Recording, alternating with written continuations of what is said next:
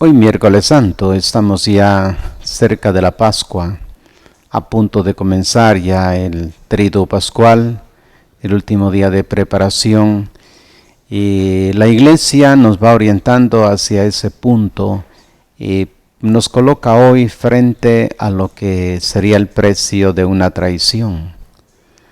¿Qué es traicionar, verdad? Uno se desorienta, uno tiene una visión ya a dónde quiere ir, pero quizás en el trayecto se encuentra con personas que se oponen a lo que uno ha seguido, comienzan a saturarlo de ideas y uno pues va cambiando el ideal. Y cuando se cambia del ideal, y aunque se esté con la persona quien se lleva el proyecto, pues no siempre se termina, se traiciona. Así pasa pues en la vida vocacional, no siempre uno es fiel. Así pasa en el matrimonio, que no siempre se es fiel. Así pasa en los noviazgos, no siempre se es fiel. Entonces está de fondo lo que es la toma de decisiones. Seguir con alguien o seguir a alguien siéndole fiel. Y hoy encontramos el precio de una traición. El texto de este miércoles santo está tomado de San Mateo, capítulo 26, versículos 14 al 25. Dice: en aquel tiempo uno de los 12, llamado Judas Iscariote, fue a ver a los sumos sacerdotes y les dijo: ¿cuánto me dan si les entrego a Jesús? Ellos quedaron en darle 30 monedas de plata, y desde ese momento andaba buscando una oportunidad para entregárselo. El primer día de la fiesta de los panes ácimos, los discípulos se acercaron a Jesús y le preguntaron: ¿dónde quieres que te preparemos la cena de Pascua? Él respondió: vayan a la ciudad, a casa de fulano, y díganle: el maestro dice, mi hora está ya cerca. Voy a celebrar la Pascua con mis discípulos en tu casa. Ellos hicieron lo que Jesús les había ordenado y prepararon la cena de Pascua. Al atardecer se sentó a la mesa con los 12 y mientras cenaban les dijo: yo les aseguro que uno de ustedes va a entregarme. Ellos se pusieron muy tristes y comenzaron a preguntarle uno por uno: ¿acaso soy yo, Señor? Él respondió: el que moja su pan en el mismo plato que yo, ese va a entregarme, porque el Hijo del Hombre va a morir, como está escrito de él. Pero ay de aquel por quien el Hijo del Hombre va a ser entregado. Más le valiera a ese hombre no haber nacido. Entonces preguntó Judas, el que lo iba a entregar: ¿acaso soy yo, maestro? Jesús le respondió: tú lo has dicho. Hasta aquí el texto que nos ofrece pues hoy la iglesia en la liturgia para reflexionar sobre este caso, el precio de una traición. ¿Acaso soy yo, Señor? Ese planteamiento que uno se hace, porque el texto dice que el Señor le dijo a todos: uno de ustedes me va a entregar. Pero en realidad Judas lo traiciona a ese grado de entregarlo a muerte. Pero también nosotros eran cómplices. ¿Quiénes eran cómplices con él? Es lo que vamos a tratar de considerar. El Evangelio de hoy enfatiza el tema de la traición de Judas, según la versión del evangelista según San Mateo. También aquí, en 3 escenas seguidas, aparece la progresiva entrada en la pasión. Lo primero es el pacto comercial de Judas con los sumos sacerdotes para realizar la entrega de Jesús. El segundo tema, la preparación de la cena pascual. Y el tercero, el comienzo de la cena, en cuyo contexto Jesús desvela la identidad del traidor. Vayamos a la primera. La entrega de Jesús, que es pactada por el precio de un esclavo. El pacto entre Judas y los sumos sacerdotes le da impulso al macabro pan que llevará al arresto de Jesús y finalmente a su muerte. Toda la intencionalidad de Judas desde que siguió a Jesús Él, ¿por qué lo siguió? Pues lo siguió quizás porque vio en él un personaje que era pues importante. Todo comienza con un fuerte contraste. Según Mateo, justo en el momento en que la mujer unge con amor el cuerpo de Jesús para la sepultura, Judas Iscariote parte para donde los sumos sacerdotes con el fin de contratar la traición de Jesús. Es interesante porque ha estado en una comunidad y como Jesús le ha llamado la atención, ¿verdad? Y es lo que suele suceder cuando ya se está en desacuerdo, cualquier detallito es lo que rebasa el vaso. Y eso fue lo que pasó aquí. Jesús le dice a Judas, a los pobres los tendrás siempre, pero al Hijo del Hombre no. Fue lo último que dijo Jesús. Y ahora Judas se va directamente a hacer el trato. Con la anotación uno de los 12. Se pone en evidencia el escándalo. Mateo muestra el lado oscuro del seguimiento de Jesús. El traidor potencial en que puede transformarse todo creyente que se encuentre frente a un momento crítico. Es tremendo este caso, porque el seguimiento a la persona de Cristo es un seguimiento que uno ha comenzado con muchísima ilusión. ¿Qué habrá pasado? El diálogo de Judas con los sumos sacerdotes se denuncia que el dinero era una de las motivaciones de la traición. ¿Qué me dan y yo se los entrego? ¿Cuánto me dan? San Mateo da un ejemplo concreto del poder corruptor de la riqueza. Precisamente sobre este punto los discípulos habían sido instruidos en el Sermón de la Montaña. Recordarán, así dijo cuando comenzó el tiempo ordinario. Cuando Jesús estaba en el monte, allá comenzó a explicar las bienaventuranzas y dijo, bienaventurados los pobres en el espíritu, porque los que son como de ellos es el reino de los cielos. Jesús había instruido perfectamente a los discípulos y Judas era consciente de eso, pero los malos consejos, las malas compañías, lo llevaron a esta toma de decisiones al final. Una ilustración de la importancia del tema para el discipulado fue la escena del joven rico y las palabras de Jesús que le siguieron. Recordarán que un rico quiso seguir a Jesús y le dijo, Maestro, ¿qué he de hacer para alcanzar vida eterna? Y él le dijo, cumple los mandamientos. Y el rico dijo, pues los he cumplido. Pues una cosa te falta, dijo Jesús. Anda, vende cuanto tiene, dáselo a los pobres, luego ven y sígueme. Aquel dice, agachó la cabeza y se retiró porque era muy rico y por lo tanto no quiso seguir a Jesús. Ya eso pues lo había observado Judas. Por lo tanto los discípulos no deben andar preocupados pues por los bienes materiales. Ante todo deben buscar primero su reino y su justicia. Ciertamente la avidez de Judas por el dinero lo lleva a abandonar el único tesoro por el cual valía la pena dar la vida. Así, guiado por sus propias motivaciones, Judas toma una decisión libre, rechaza el evangelio y escoge el dinero. Esto lo conducirá a un destino terrible. Recibe en contraparte 30 monedas de plata. Se recuerda así el texto de Zacarías que dice, si os parece bien, dadme mi jornal, si no, dejadlo. Ellos pesaron mi jornal 30 monedas de plata. Según el Éxodo 21:32, este es el precio de un esclavo. En el texto de Zacarías se indica que se trata de una suma mezquina que se volverá a colocar en el tesoro del templo. Detrás de todo está pues la convicción fundamental de Mateo.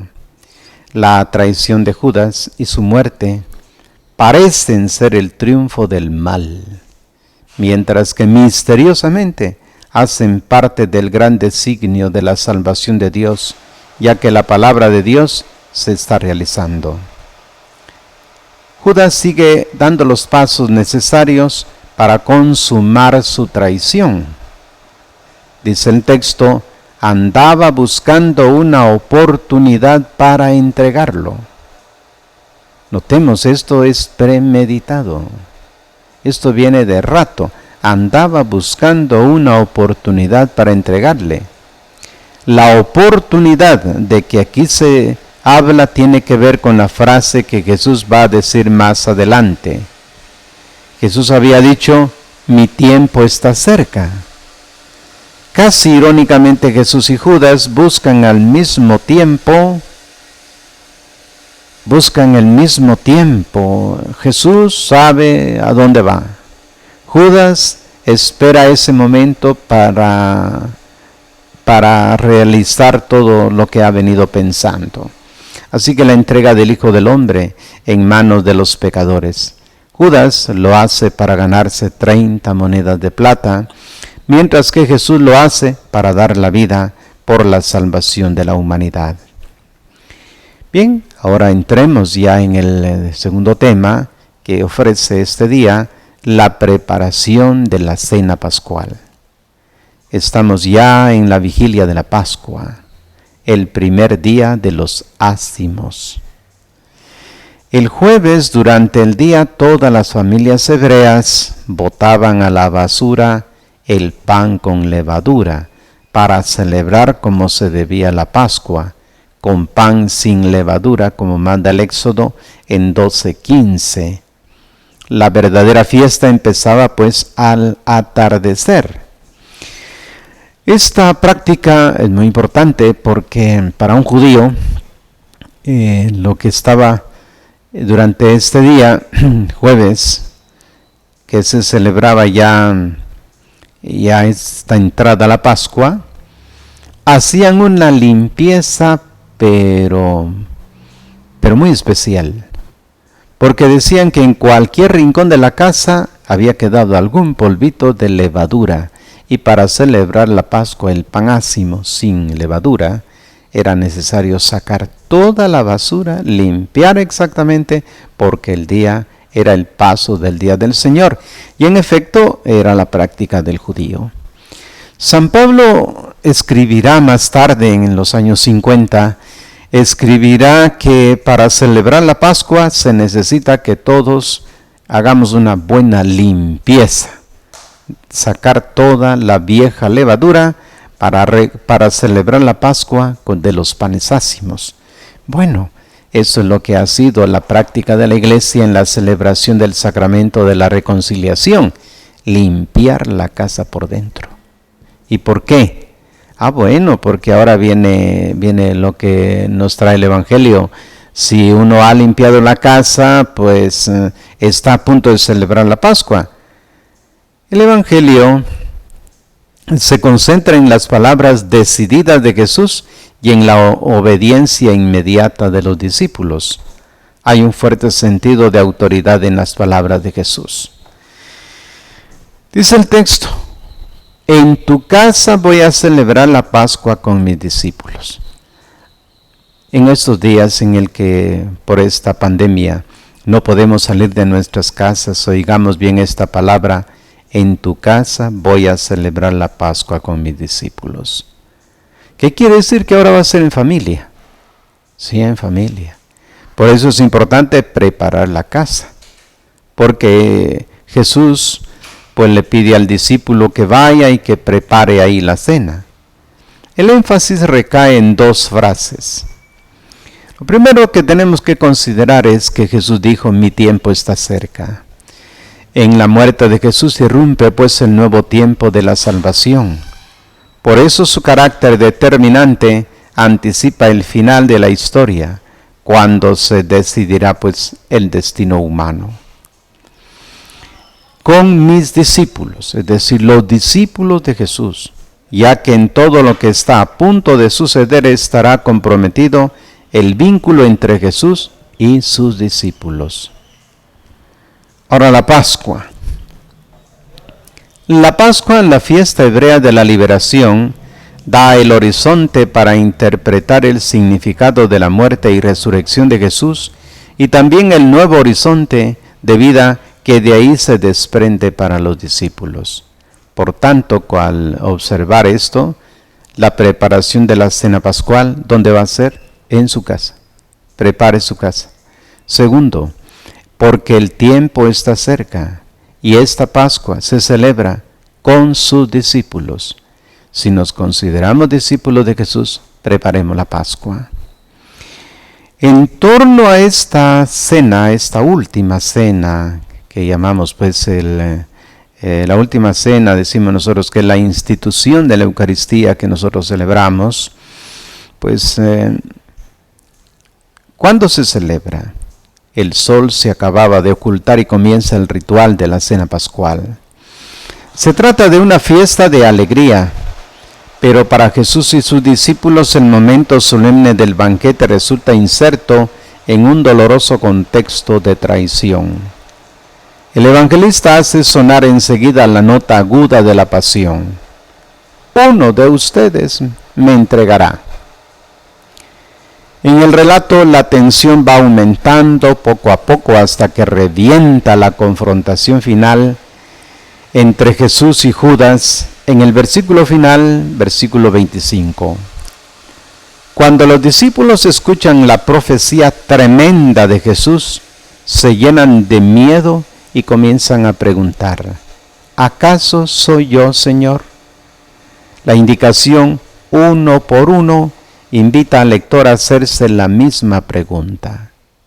Jesús le responde dando una indicación precisa. Sus palabras ponen de relieve la tragedia de la traición. Él viola el vínculo de amistad y de confianza que Jesús celebra con sus discípulos. Este es el extremo. ¡Ay de aquel!, dice Jesús. ¡Ay de aquel por quien el Hijo del Hombre es entregado! Siempre las lamentaciones, ¿verdad? Tanto las lamentaciones que encontramos en San Lucas en el capítulo 4, como las lamentaciones que encontramos en el capítulo 23 de este Evangelio de Mateo, son advertencias. Así como él dijo, feliz, bienaventurado aquel que escoge este camino, va a ser feliz. También dice, tenga cuidado el que se equivoque, porque las consecuencias son graves. Esa llamada de atención, ay de aquel, no es una condenación, sino es una advertencia. Imaginar que Jesús, pues, tuvo una paciencia enorme con Judas, como la tiene conmigo. Tuvo una enorme paciencia. Incluso en el momento de la entrega allá en Getsemaní, le va a decir, amigo, y con un beso entregas al Hijo del Hombre. Es decir, recuerda de que somos amigos. Yo he confiado en ti. Pero ¿qué te pasa, Judas? Arrepiéntete, cambia. Y no lo hizo.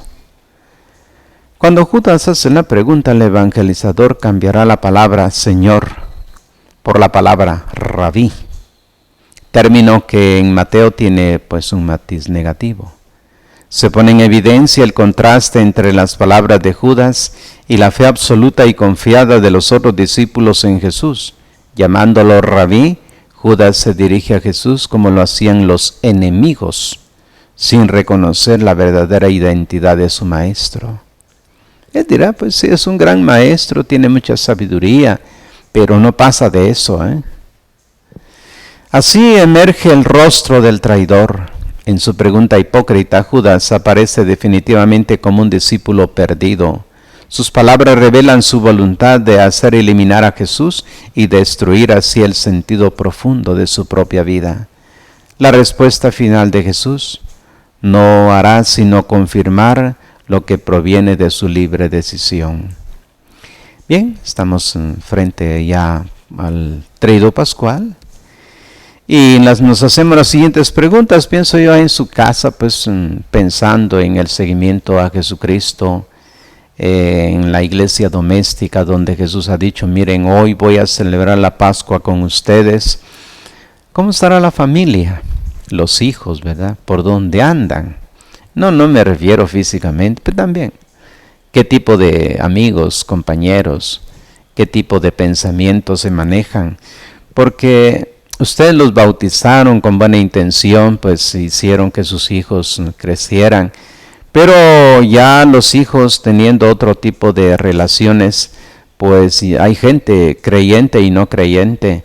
Y cuando la fe no está sólida, puede que los hijos traicionen la fe. O también uno de adulto. Puede que uno comience a oír a otras personas, ¿eh? Otro tipo de pensamiento.